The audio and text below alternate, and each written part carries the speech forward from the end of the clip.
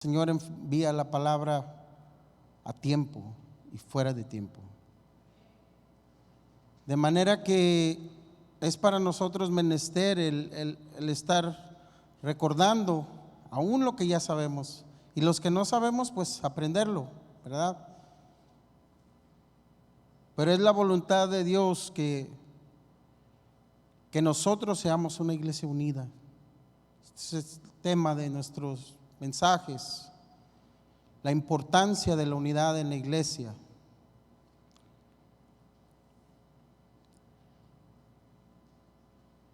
Abran su Biblia en segunda de Timoteo 1:9.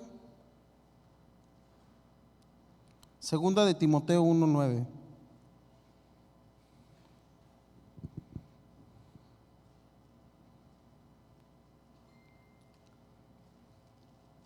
¿Ya lo tienen? Dice así: quien nos salvó y llamó con llamamiento santo, no conforme a nuestras obras, sino según el propósito suyo y la gracia que nos fue dada en Cristo Jesús antes de los tiempos de los siglos. Decíamos la vez pasada que fuimos unidos a Cristo. Nada tuvimos que ver nosotros en esa unión, en ese hecho de nuestra unión a Cristo por parte del Padre. Nada tuvimos que ver.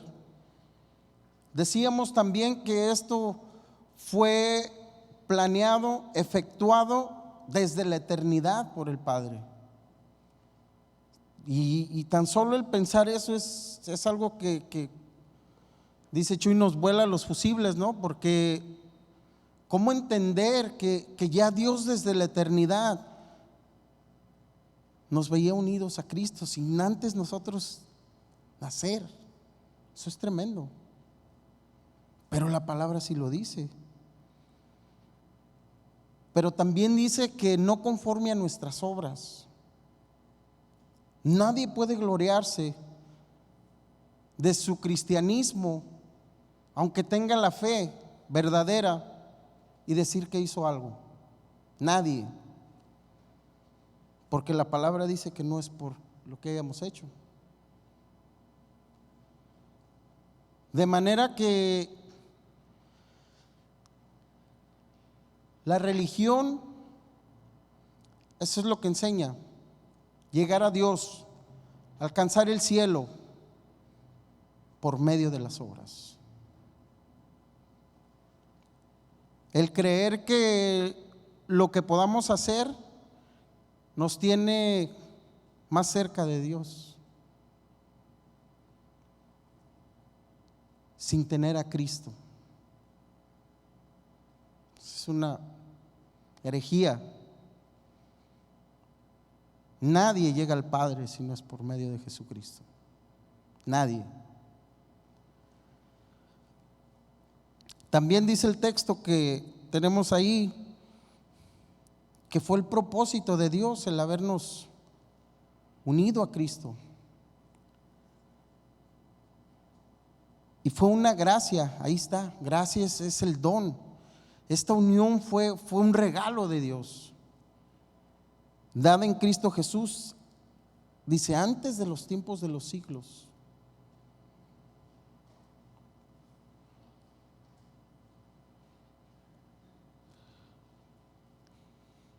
Esta unión fue hecha, como les decía, por parte del Padre, por pura gracia. Como dice el texto, nada aportamos para ello. Esta obra del Padre fue hecha perfecta, no se puede alterar. Fíjense, esta obra de Dios, el estar unidos a Cristo, lo que hizo el Padre al habernos unido a Cristo, cuando nosotros creímos, no se puede alterar. No se puede dividir, no se puede cambiar, no se puede romper. Es imposible. Si tú estás unido a Cristo, si yo estoy unido a Cristo, no hay nada que nos pueda separar de Cristo. No hay nada que se pueda alterar, no hay nada que estoy medio unido o medio no, o estaba y ahora no, pero ya luego me vuelvo a unir. No. El decir que un cristiano fue unido a Cristo y ya no lo está, es decir que la salvación se pierde. Eso es decir que un cristiano que estuvo unido a Cristo, pero ya no, perdió su salvación. Y este tipo de doctrina no tiene ningún sustento bíblico. El perder la salvación no, la Biblia no enseña eso. No lo encontramos.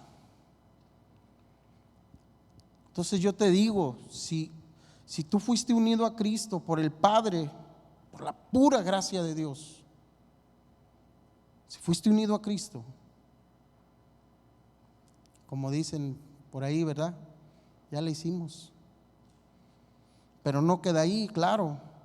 No es que ya fuimos unidos, bueno, pues ya no tengo nada que hacer, ¿verdad? O sea, entonces si no voy a perder mi salvación y si la unidad que tengo a Cristo está hecha y nada la puede romper, bueno, pues puedo hacer lo que yo quiera. Tampoco.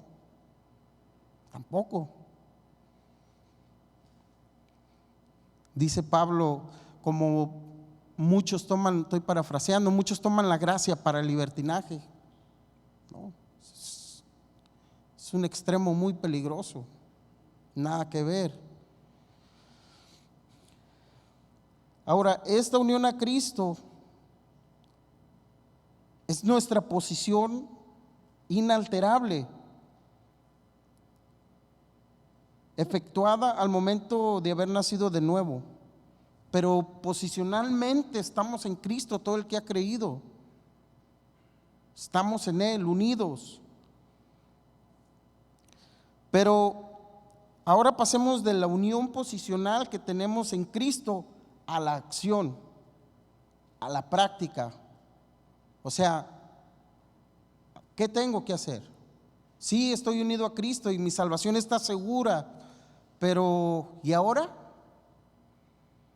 Bueno, la Biblia nos da todo el consejo para nuestra manera de vivir cuando estamos en Cristo. La Biblia no fue escrita y el mensaje no es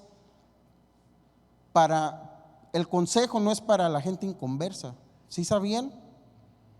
Al inconverso, al que no es creyente, se le predica el evangelio de la salvación, el arrepentimiento de pecados y el sacrificio de Jesús en la cruz como pago por sus pecados. Eso es lo que se predica al que no cree, al que no conoce a Dios. Si tú le hablas a alguien que no conoce a Cristo y tú le das la palabra, o sea, estoy hablando de este tipo de doctrina, no lo va a entender, no lo va a comprender. Primero tienes que darle las buenas nuevas y decirle que es un pecador y que la Biblia dice que es un pecador y que Dios manda a todo hombre que se arrepienta. Y Dios ha provisto el plan de salvación en Cristo Jesús. Pero el consejo de Dios es para nosotros, para los hijos, para los que estamos unidos a Él. Entonces decíamos que de nuestra unión posicional en Cristo, ahora pasamos a la acción, a la práctica. Y es aquí, en este terreno, donde la iglesia de Jesucristo es llamada a funcionar. O sea, aquí ya se nos demanda a nosotros. Eres salvo, pero tienes que hacer esto, dice Dios. Sí, estás en Cristo, pero estas deben ser tus actitudes. Esta debe ser tu manera de vivir, si dices que estás en Cristo.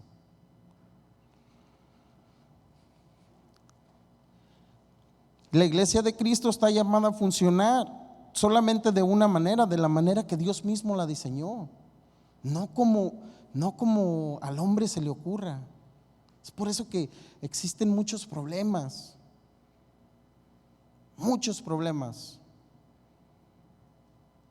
donde no se gobierna, donde no donde no se opera bajo los parámetros que Dios ha establecido. Y eso genera cantidad de problemas, todo tipo de problemas.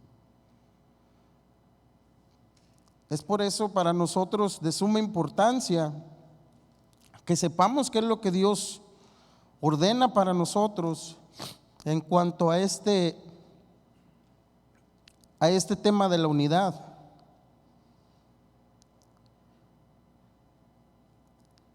Él nos rescató de nuestra vana manera de vivir, ¿verdad? ¿A cuántos Dios los rescató? ¿Quién vivía en el mundo? ¿Nomás 3? Híjole. Bueno, a esos 3 Dios nos rescató de nuestra vana manera de vivir, resucitándonos juntamente con Cristo, sacándonos del mundo de tinieblas en el cual en otro tiempo vivíamos. Yo conocí lo que eran las tinieblas. Yo conocí lo que era vivir una vida vana, apartado de la luz.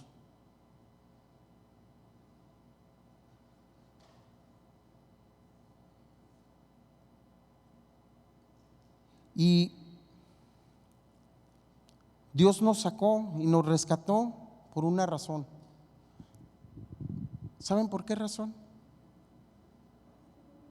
Por amor. No porque Dios haya visto nada en ti ni en mí, ni el potencial, ni la inteligencia, nada. Solamente Dios demostró su amor y dijo: te voy a salvar, te voy a rescatar. Y fue lo que hizo. Primera de Juan 4:7, acompáñeme ahí. Primera de Juan 4:7.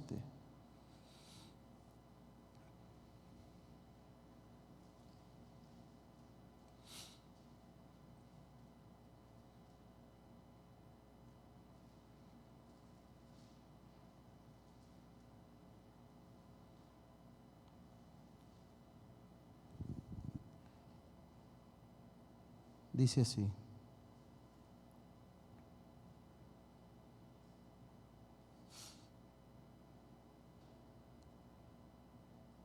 dice, amados, amémonos unos a otros, porque el amor es de Dios.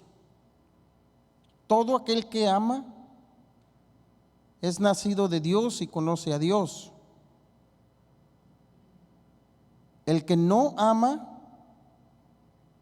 no ha conocido a Dios, porque Dios es amor. Y fíjense, el 9 dice: y en esto se mostró el amor de Dios para con nosotros.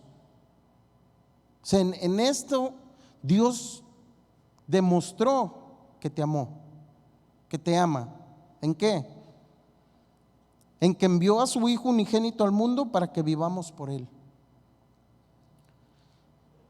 Si Dios demostró su amor hacia ti, hacia mí, fue enviando a su Hijo y dándonos vida. Esa es la más grande prueba de amor que jamás haya existido.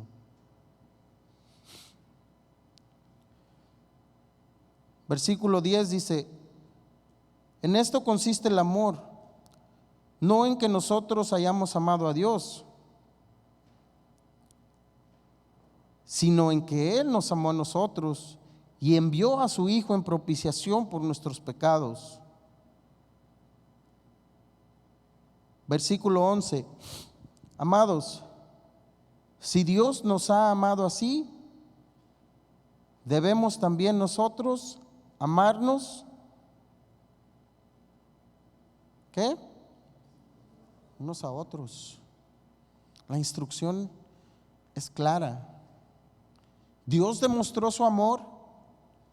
Dios te dio de su amor. Estamos llenos, saturados, completamente perfectos en el amor de Dios.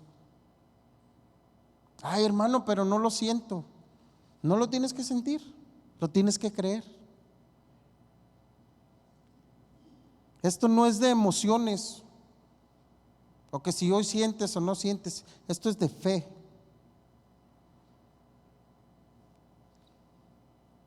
Y dice Dios en el versículo 9 que demostró su amor, que envió a su Hijo. Dios fue la manera que demostró el amor que te tiene y que me tiene. Y es un hecho. Nunca dudes de que Dios te ama, hermano. Jamás.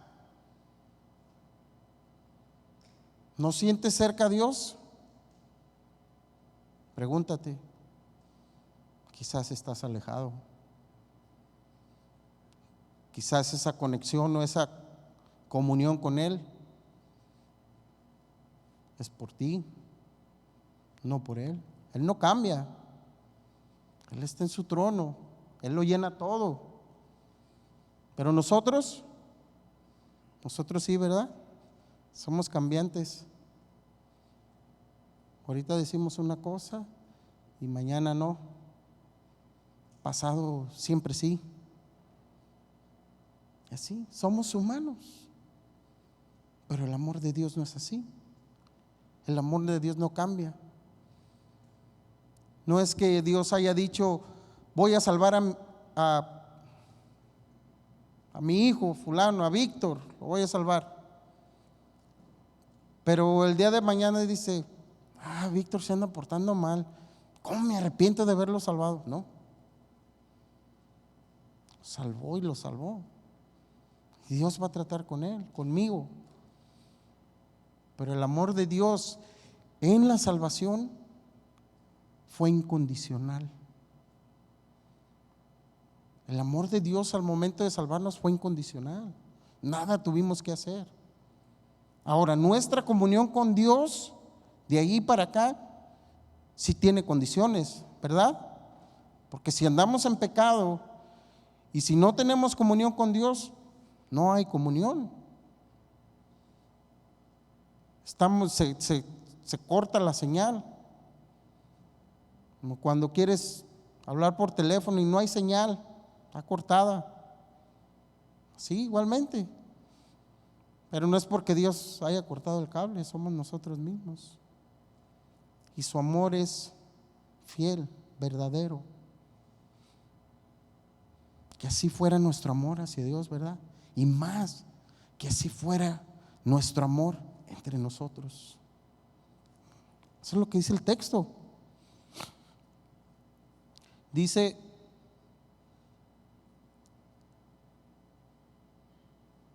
el versículo 11: amados, si Dios nos ha amado así, ¿cómo? ¿Cómo nos amó Dios? ¿Qué amor tuvo para nosotros cuando nos salvó? Ya lo dije, un amor incondicional, ¿no? Sin esperar nada a cambio, o sin decir, si me ama, lo amo y lo voy a salvar, ¿verdad? Fue incondicional. Dice, si Dios nos ha amado así, o sea, si Dios nos ha amado con este amor incondicional, dice, así también así debemos también nosotros amarnos unos a otros. ¿Con cuál amor? Incondicional. Un amor sincero, el amor de Dios.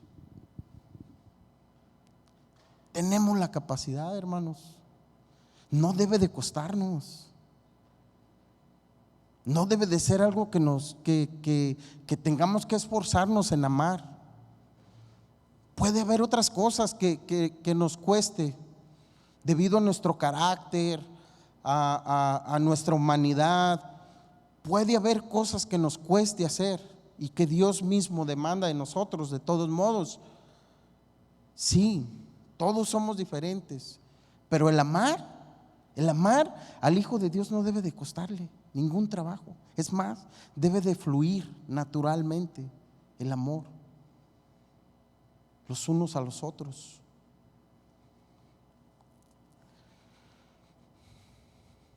Y ese amor de Dios se debe de ir perfeccionando en nosotros.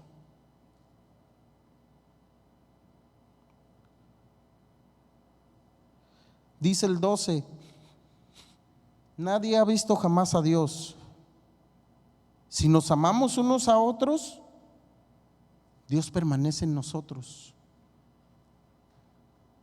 y su amor se ha perfeccionado en nosotros. En esto conocemos que permanecemos en Él y Él en nosotros, en que nos ha dado de su Espíritu.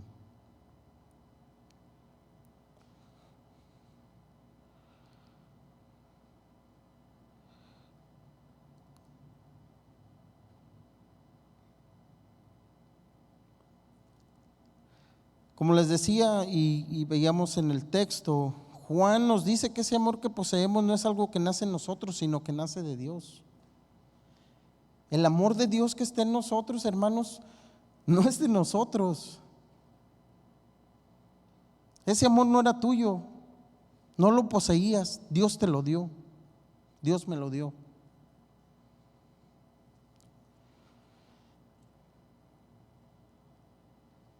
Y si no es algo de nosotros, ¿por qué nos queremos quedar con ello? ¿Ya lo habías pensado así?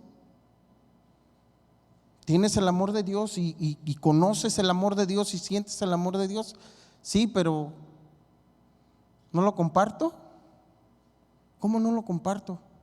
No es tuyo, es de Dios. Y te lo dio por una razón, para que ames, para que lo uses, para que lo pongas en práctica. No para tu gloria ni para la mía, sino para la gloria de Dios.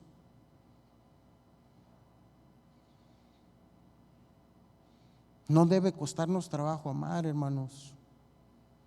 No debe costarnos trabajo amar. Y es que este amor es el verdadero amor que procede del Padre. Dice el versículo 8 que el que no ama no ha conocido a Dios. O sea, si alguien que está aquí le cuesta o no puede amar, debe de pararse y ver si realmente tiene el amor de Dios. Pues dice Juan que el que no ama no conoce a Dios, o sea, no tiene el amor de Dios. Y si no tiene el amor de Dios, pues ¿cómo lo va a compartir? Pues ¿cómo va a amar a los hermanos? Si es algo que no tiene. ¿Cómo voy a dar algo que no poseo? ¿Cómo voy a hacer algo que no puedo?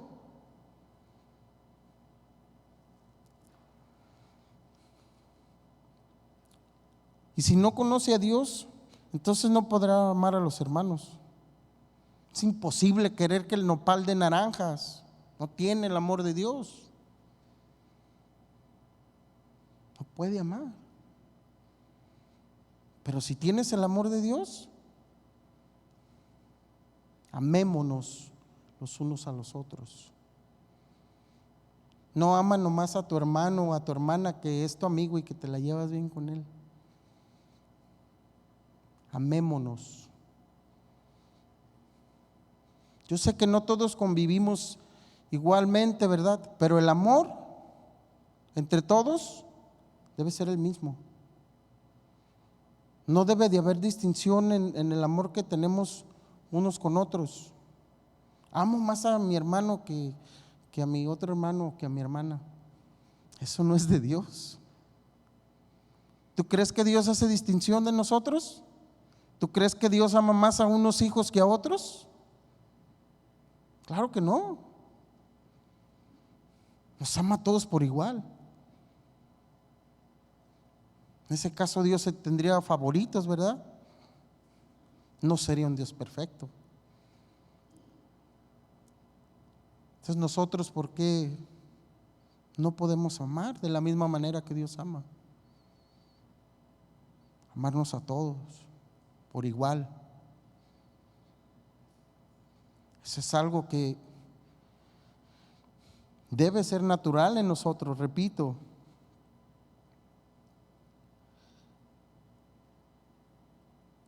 Y aún existe Existen personas que no están unidas a Cristo. Existen personas que no son de Cristo y van a las iglesias,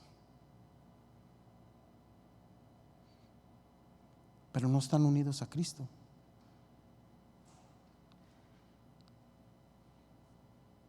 Les gusta ir, sentarse, escuchar los sermones. Aún les gusta hasta platicar con los creyentes. Tienen amigos, convivios, sí, eventos.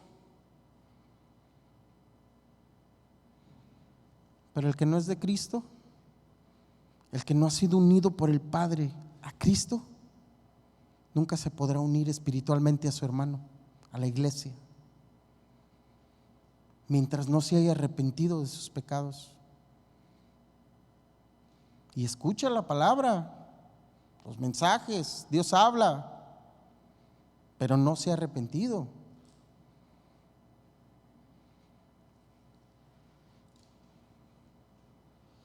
Nunca se podrá unir espiritualmente a la iglesia por la sencilla razón que no se ha unido a Cristo. El verdadero amor de Dios por medio del Hijo, por medio de nuestra fe en Jesús, procede de lo alto, del Padre de las luces, como les decía, pero no para retenerlo, hermanos, sino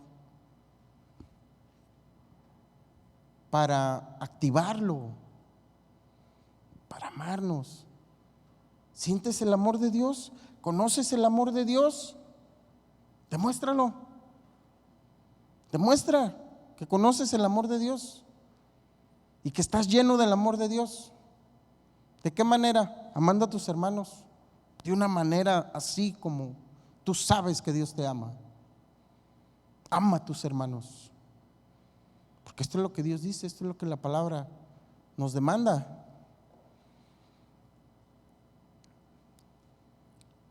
Ahora, ¿qué tiene que ver todo esto del amor de Dios y el amor entre los hermanos con el tema de la unidad?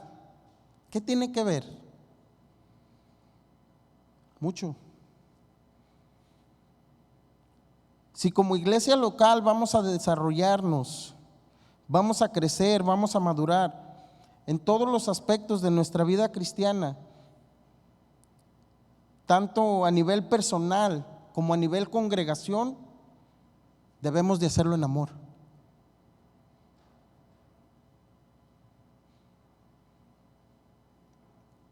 Si vamos a crecer, si vamos a avanzar, si vamos a madurar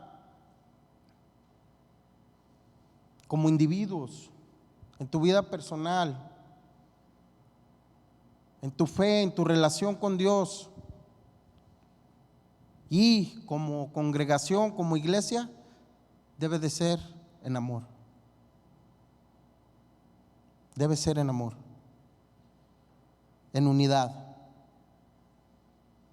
Debemos de estar unidos con un mismo propósito, una misma mente, un mismo espíritu, un mismo Dios.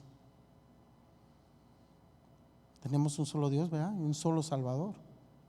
No es que cada quien tenga su Salvador personal diferente al otro, ¿no? Para que Dios sea todo en todos.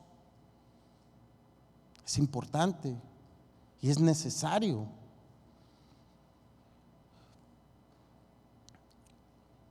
El mes pasado tuve junto con otros hermanos la oportunidad de organizar y asistir al campamento de adolescentes.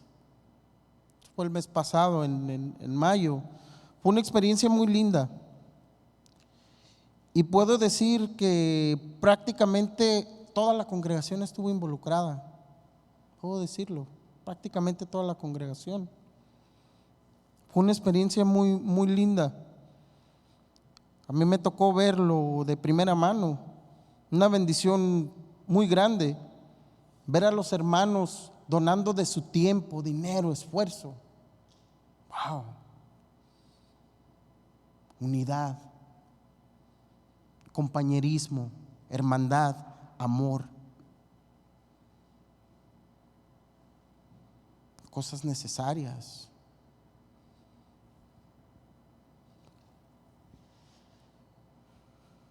También pude ver el amor de muchos hermanos uniéndose a la causa. De igual manera, ahorita que están organizando el paseo para los niños, veo la disposición de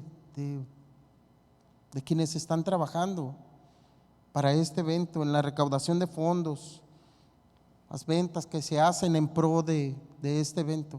¡Qué bendición! La congregación participando. Esa es unidad, hermanos. Eso es estar unidos. Eso es una misma mente, un mismo propósito.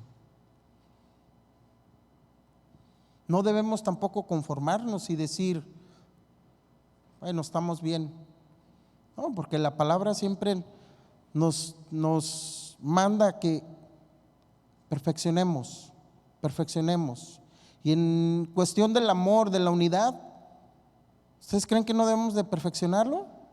Claro que sí, también. Amo, debo de amar más.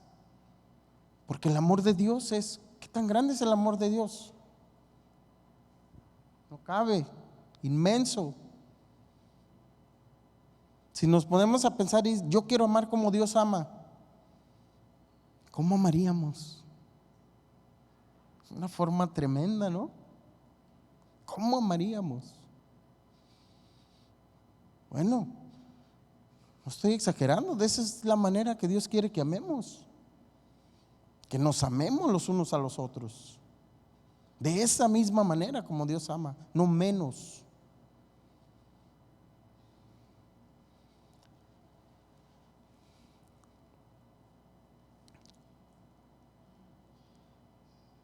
Si todo lo hacemos en compañerismo, en unidad, es de Dios. Pero por el contrario, si cualquier cosa que nosotros hagamos aquí, cualquier cosa, no es nacido, no es movido en nuestro corazón por el amor de Dios, de nada sirve.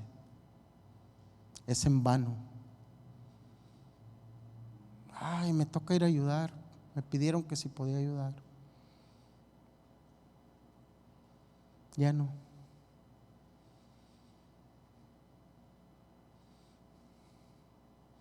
Híjole, tengo que ir. No tienes. Tiene que ser movido por amor, todo lo que hagamos. Todo lo que hagamos. Y si no, el apóstol Pablo lo describía de la siguiente manera en 1 de Corintios 13. Vamos ahí. 1 de Corintios 13 y el versículo 1.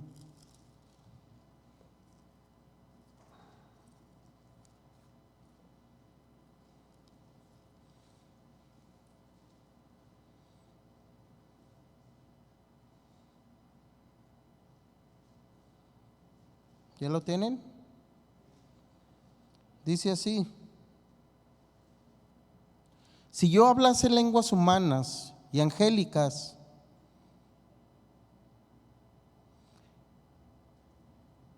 ¿y no tengo qué?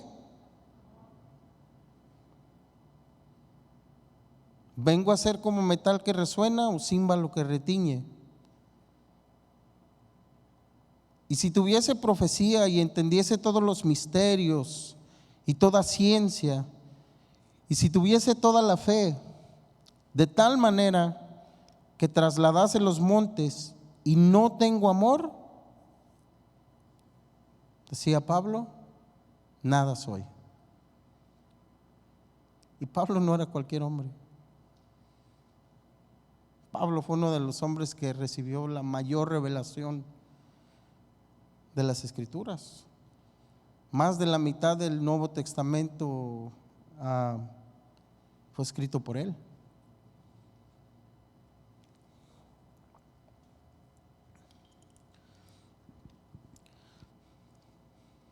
Pero aquí Pablo se está yendo al extremo.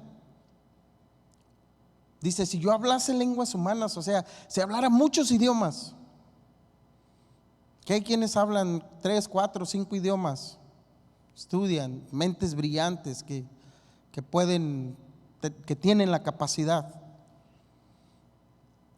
Dice Pablo, si yo hablara lenguas humanas, muchos idiomas, y también hablara lenguas angelicales, las de los ángeles, que ¿quién las conoce? Nadie. Dice, pero aún si yo hablara esas lenguas, que nadie conoce, nomás los ángeles,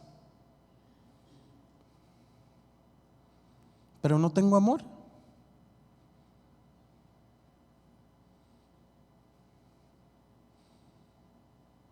dice, vengo a ser como metal que resuena. ¿Han escuchado a veces que va uno por la calle y que frenan los troques a veces y que se oyen las brakes, así el rechinido ese? ¿Cómo es? Molesto, ¿eh? Ay, súbele el vidrio. Metal que resuena, que talla, o címbalo que retiñe, un instrumento cuando está siendo tocado que no está afinado, o alguien que no lo sabe tocar. Por ejemplo, alguien a quien no le ha tocado ahí en casa, un niño que le compran una guitarrita o algo y se ponen a tocarle, está bien, pero párale, címbalo que retiñe, pues no, es molesto. Así. Pero ¿para quién vine a hacer esto? Fíjense qué interesante. ¿Para quién vine a ser molesto esto? Si yo hago cosas pero no estoy motivado por el amor, ¿a quién le está haciendo molesto? ¿A quién le está siendo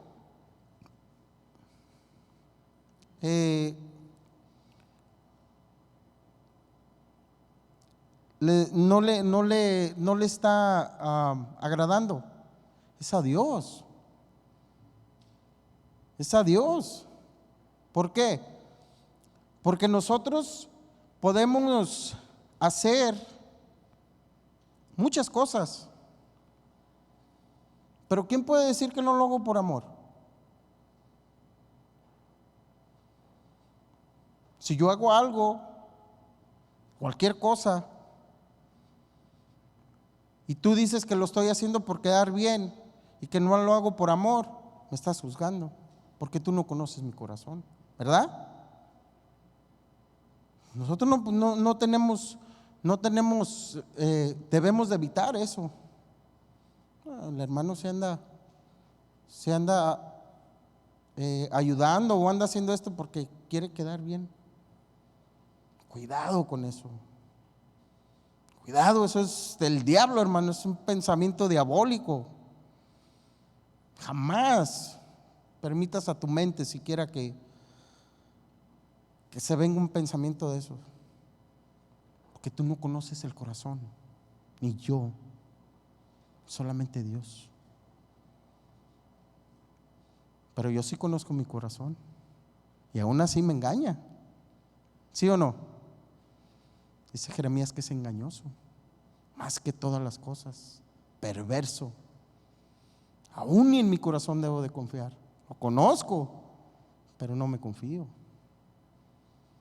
Confío en lo que dice Dios y en la palabra, y batallo, sí.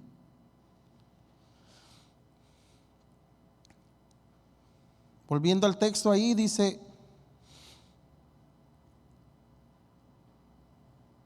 si yo hago tantas cosas, extraordinarias,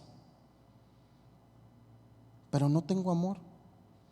Vengo a ser como metal que resuena o címbalo que retiñe. Y si tuviese profecía, aún Pablo va más allá. Si tuviese profecía y entendiese todos los misterios y toda ciencia, y si tuviese toda la fe de tal manera que trasladase los montes, pero no tengo amor, nada soy. ¿Se fijan la importancia del amor en nuestras acciones? Aquí dentro de la iglesia, y no nomás aquí, también afuera. Pero vamos a hablar en este contexto aquí, como congregación. Todo lo que hagamos tiene que ser en amor. De lo contrario, el que está ahí arriba no se agrada, le es molesto, como eso que les platicaba del metal que resuena. Y ante los demás parece ser una buena obra. Oh, el hermano. Pero el que conoce el corazón, ese sabe en realidad cuáles son las intenciones por las que lo estoy haciendo, que no son las correctas.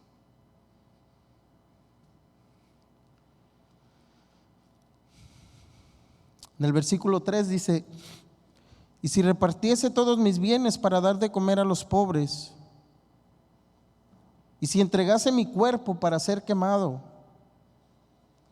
y no tengo amor, de nada me sirve. Fíjense, aunque diera todos mis bienes, eso es algo que no cualquiera lo hace. ¿Quién va a querer despojarse de todos los bienes materiales que tiene?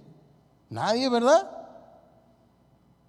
Dice, aún yo, si hiciera eso, si diera todo lo que tengo y lo reparto a los pobres, wow, qué buena obra, qué corazón tan grande, ¿no? Hay muchos millonarios que están involucrados en estas, ¿cómo se llaman? Organizaciones que ayudan a los pobres, a los países donde se sufre de hambre y todo ese tipo de cosas, ¿no? Pero la mayoría de ellos, ¿saben por qué lo hacen? Y eso les digo, yo no estoy juzgando ni aún, pero o sea, lo he escuchado, para evitar taxis. O sea, ese dinero de tomo se lo van al gobierno. Entonces, ¿qué es lo que hacen?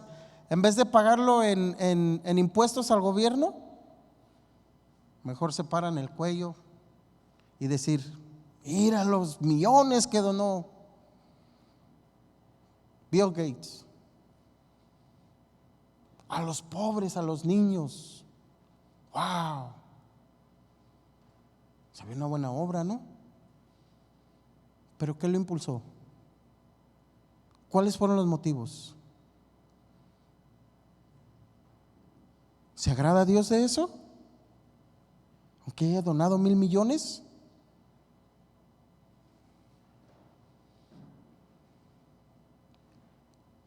Dice Pablo aquí en el versículo 3: y si entregase mi cuerpo para ser quemado y no tengo amor, dice, aunque diera mi vida por cualquier causa que tú quieras, por cualquier causa, entregar tu vida. Se fue al extremo, Pablo. ¿Qué tiene el hombre algo más valioso que su vida? Nada. Lo más valioso que tenemos es nuestra vida. Entonces dice, aún si yo entrego mi cuerpo, y fíjense en la forma que dice, para ser quemado, de las peores muertes, quemado. Wow, entregó su vida y fue a la hoguera por lo que sea. Wow, qué gran corazón, qué obra por salvar a su hermano o a quien sea. Pero no fue por amor, no le sirvió de nada. Tremendo, es tremendo. Y esto debe de nosotros sacudir de las obras que nosotros hacemos. ¿Cuál es la motivación de lo que hacemos? Lo que hagas. O aún si como parte del cuerpo de Cristo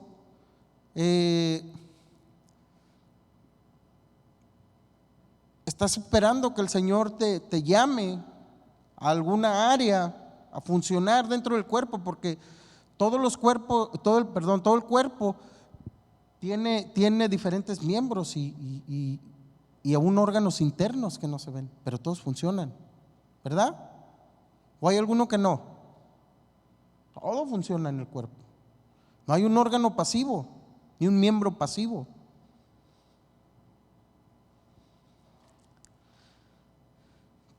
Pero debe ser movido por amor, todo lo que hagamos.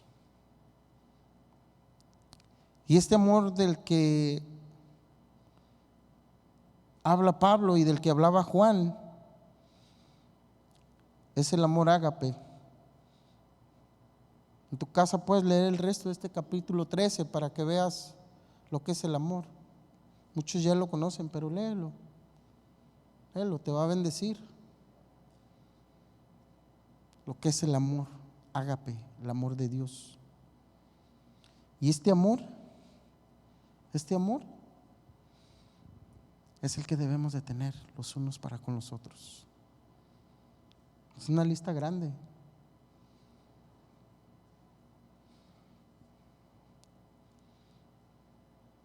Pero tenemos toda la capacidad,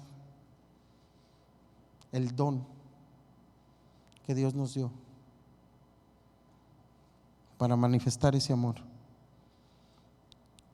Es por eso que para nosotros buscar cultivar y mantener la unidad debe ser algo en lo que nosotros nos enfoquemos con diligencia, hermanos. El buscar la unidad, el cultivar, o sea, trabajar en pro de la unidad y mantenerla. Es bien importante. Pero como les decía, el motor que debe de mover nuestras acciones debe de ser el amor. Ese debe ser el motor, ese debe ser el motivo, ese debe ser la causa. Que si yo me quiero unir a la iglesia, si yo deseo unidad en la iglesia, es por amor. Porque yo conozco todo esto, yo sé que Dios me ama y el amor de Dios está en mí, me ha demostrado, me lo demuestra. ¿Hay un día que Dios no te demuestra su amor? ¿Sí? Alguien va a decir, bueno, cuando paso pruebas y tribulaciones, Dios te está demostrando su amor, porque te ama y te quiere perfeccionar. No hay un solo día donde Dios no demuestre su amor. Todos los días.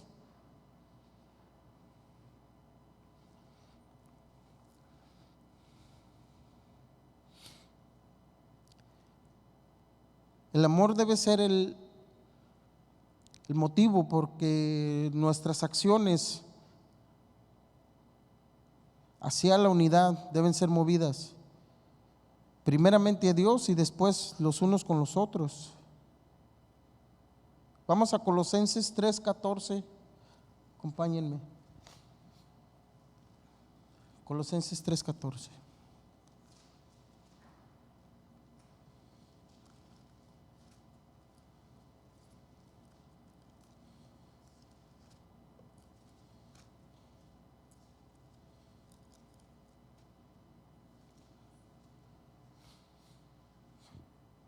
¿Ya lo tienen? Dice así: y sobre todas estas cosas, vestíos de amor, que es el vínculo perfecto. Este versículo es poderoso en cuanto a la unidad se refiere. La versión de la traducción lenguaje actual lo dice de la siguiente manera: este versículo 14 de Colosenses, dice: y sobre todo, ámense los unos a los otros, porque el amor es el mejor lazo de unión. Fíjense. O sea que si va a haber unidad entre nosotros, que si nos vamos a unir como iglesia, como hermanos, el ingrediente perfecto, necesario, es el amor. Es lo que nos va a unir. Haz de cuenta como cuando estás tejiendo y se teje un mantel o algo. Hay uniones, pero es una sola pieza, ¿verdad? No son varias. ¿Qué es lo que los une? Es el hilo.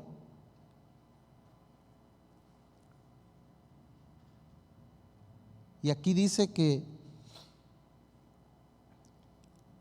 el amor es el vínculo perfecto. Si nosotros queremos unirnos como iglesia, si nosotros deseamos la unión, la unidad, sin amor, no va a ser posible, hermanos. No va a ser posible. Y podemos hacer 1000 cosas. Podemos tratar métodos y podemos hacer tantas cosas. Pero si no existe el amor y si no nos amamos para unirnos, no va a ser posible. Puede haber una apariencia quizás de que estamos unidos, pero en realidad no, porque no está el ingrediente necesario, que es el amor.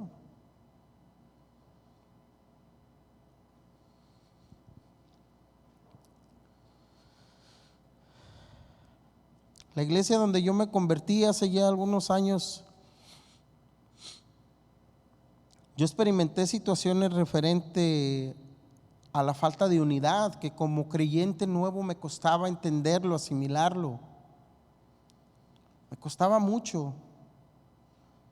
Yo apenas empezaba en el evangelio y yo absorbía todo lo que me daban, toda la palabra.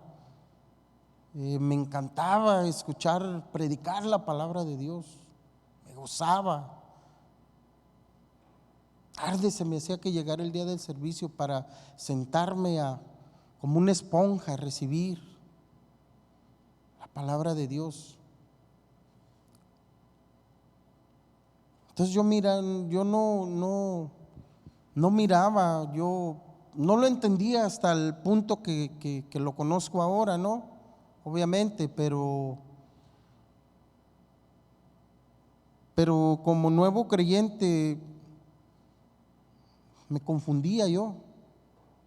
Creyentes que se decían tener años caminando con Cristo no hacían nada en lo absoluto por unirse al cuerpo del Señor. Y eso a mí me costaba trabajo entender. Yo decía, estos son los que nos van a enseñar a los nuevecitos, los que nos van a discipular, a los que apenas tomamos lechita, todavía no podemos aventarnos una comida sólida, pura lechita necesitamos, como un bebé. Y estas gentes son los que nos deben de enseñar, deben de poner el ejemplo, lo que es la iglesia, lo que es el amor entre los hermanos, lo que es la unidad, lo que es el trabajar juntos, en equipo, en amor.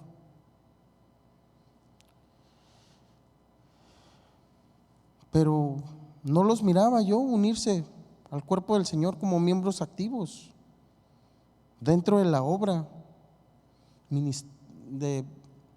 ministerios, en eventos, etcétera.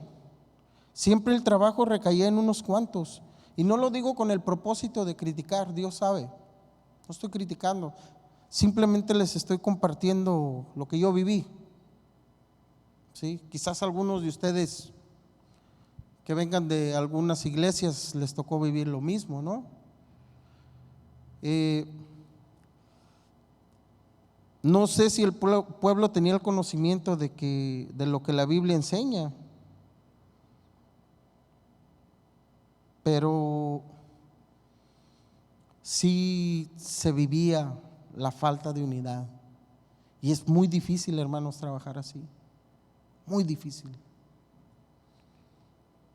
Porque solamente en unos cuantos recaen las responsabilidades. Porque la iglesia sigue. O sea, la iglesia sigue operando. Y se sigue ensuciando la iglesia y hay que limpiarla y se sigue habiendo necesidad de ujieres, de maestros. La iglesia continúa, no se detiene. Pero el trabajo recaía sobre unos cuantos. Había que unos se ponían diferentes trajes. Ahora soy esto y luego soy otro y luego soy el otro. ¿Y los demás? Bien, gracias. A falta de unidad, a falta del conocer lo que Dios demanda de nosotros, como miembros activos nosotros de esta congregación. Y no nomás nosotros, esta es la iglesia universal del Señor. Todos son llamados a lo mismo, somos llamados a lo mismo, a la unidad, a operar en esa unidad de una forma correcta, donde somos edificados los unos a los otros, donde somos unidos, donde nos amamos, donde dejamos las críticas, donde dejamos todo lo que no es en pro de la unidad a un lado.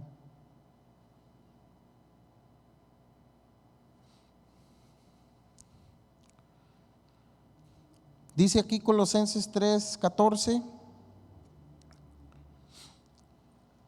vestíos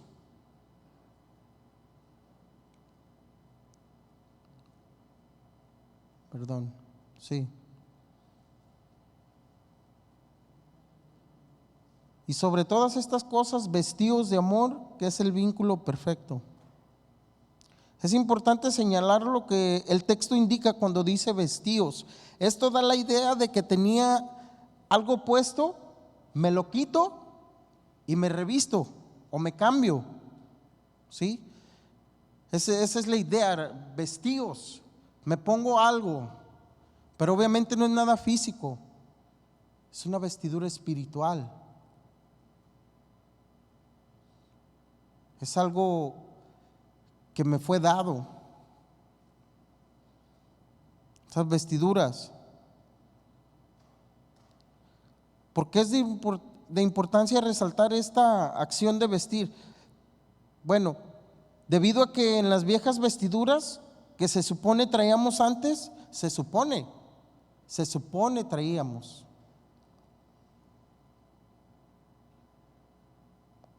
O sea, no las traemos, ¿verdad?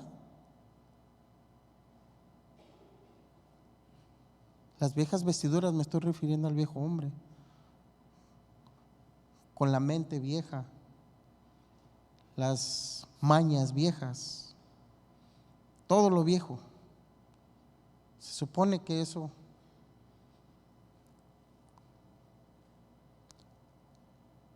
entonces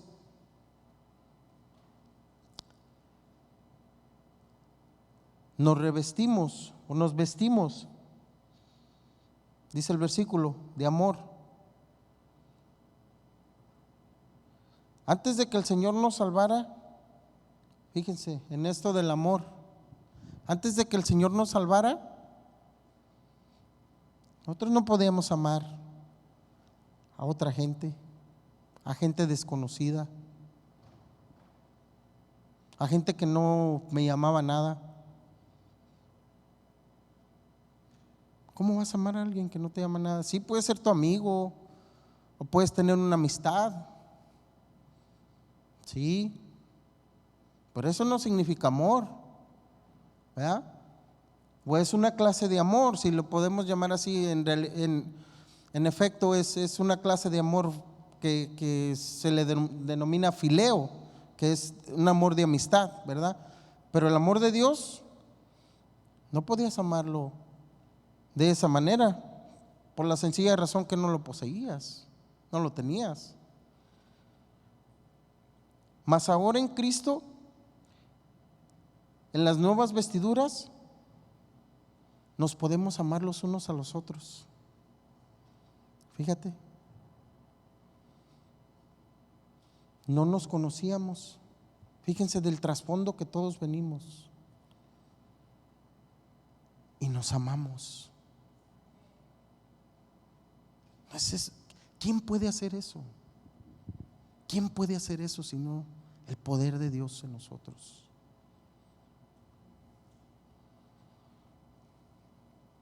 Y no solamente podemos amarnos los unos a los otros, sino que podemos unirnos en un mismo propósito. Sí podemos. De hecho, estamos unidos en un mismo propósito. Somos una congregación local con un mismo propósito. La mayoría de los que estamos aquí no vivimos aquí en esta ciudad, venimos de fuera, unos un poco más cerca, otros más lejos, pero todos venimos, la mayoría de fuera de aquí de la ciudad de Glendale. ¿Por qué? Aquí nos ha traído Dios, aquí nos unió Dios. No sabemos si el día de mañana el Señor nos mande a otro lado, ¿no? No quiere decir que aquí debemos de permanecer por siempre, no, porque el Señor tiene otro plan para ti. Bueno, pero eso ya es entre tú y el Señor, ¿no? Pero en este momento, en este tiempo, aquí te tiene el Señor, aquí me tiene el Señor. Aquí nos trajo, aquí nos unió, formamos parte de este cuerpo, de esta iglesia.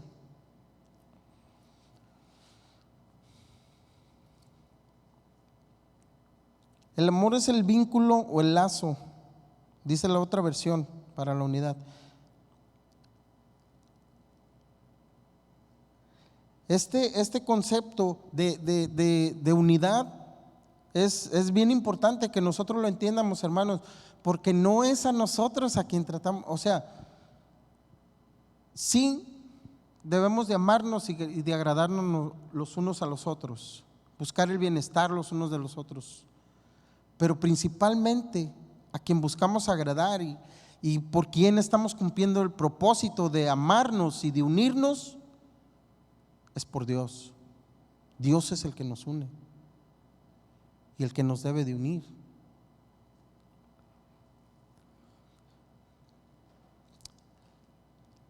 A la iglesia no venimos a formar parte de un grupo o de una denominación. Eso no es la iglesia. Un grupo de personas. Una denominación, tal o cual ministerio. Oh, yo soy de tal ministerio. O yo voy a tal iglesia. Ese no es el propósito, ese no es lo principal. Para eso existen grupos o clubes sociales. ¿Sí? La iglesia no es un club social.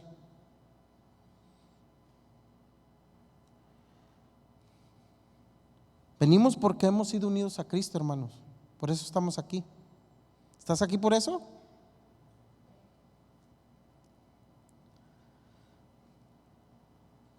Por el poder del evangelio glorioso que nos fue predicado.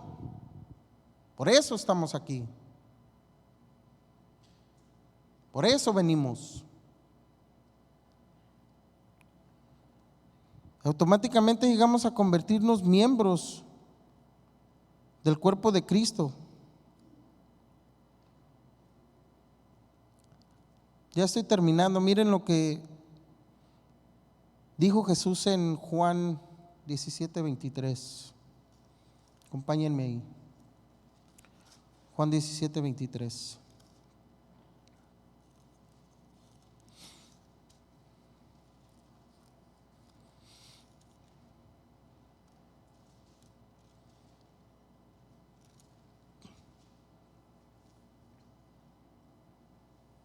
¿Ya lo tienen? Juan 17:23.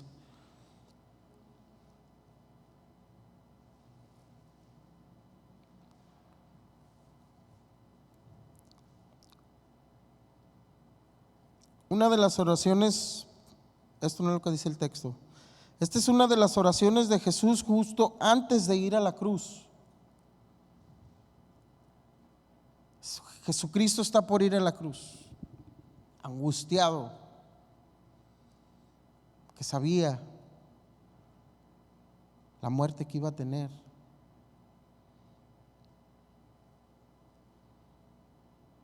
Y justo antes de eso, Él hace esta oración. Empieza desde el versículo 17, pero vamos a leer el 23. Dice: yo en ellos y tú en mí, para que sean perfectos en unidad,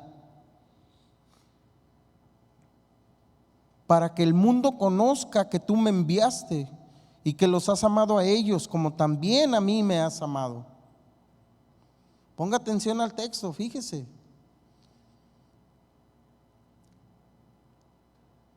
Padre, versículo 24, aquellos que me has dado, quiero que donde yo estoy también ellos estén conmigo, para que vean mi gloria que me has dado, porque me has amado desde antes de la fundación del mundo.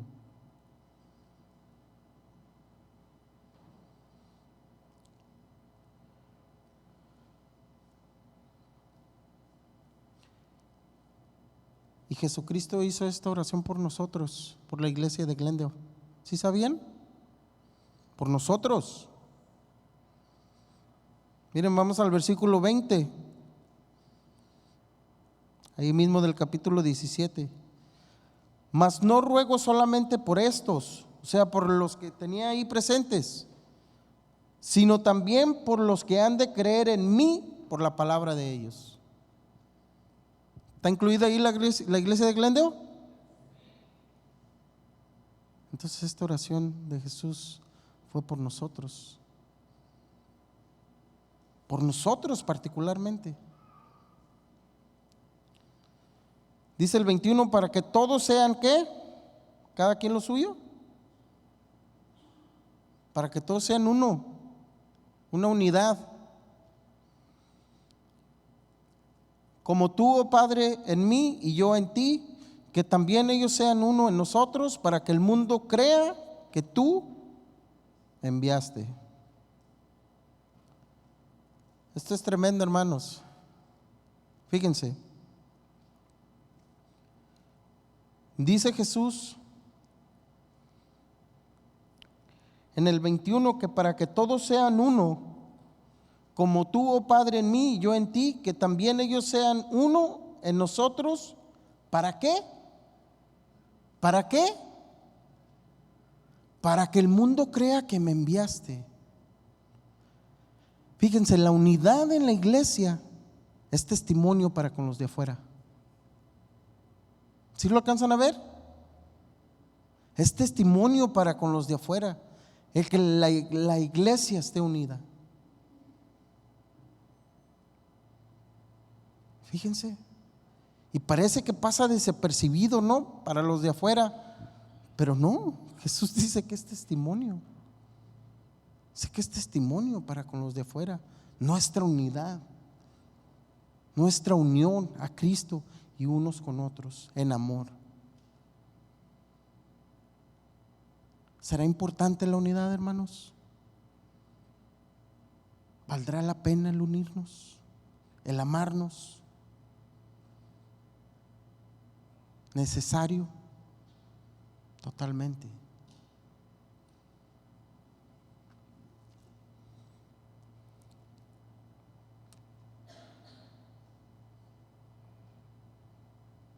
Con esto terminamos. Y quiero que terminemos con una oración por la unidad. Que el Señor ponga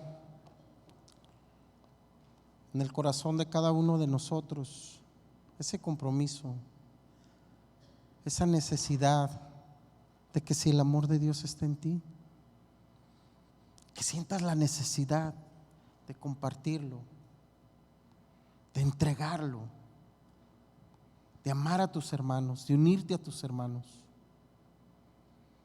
Que Dios ponga eso en cada uno de nosotros. Que no sea que yo te estoy motivando, mis palabras, lo que sea de mí no lo tomes, pero lo que sea de Dios, eso sí, llévatelo. Lo que Dios te haya hablado, atesóralo. Es su palabra, es su consejo, es su mandato. Y si eres miembro del cuerpo de Cristo, no te tiene que costar. Todo lo contrario, debe de fluir. Dice la palabra, como ríos de agua viva, constante. No es que diste y ya se te acabó, no. El amor de Dios, les decía, lo recibimos todos los días. Así como lo recibimos todos los días lo damos. Somos canales solamente. Recibimos y damos, recibimos y damos. Amén.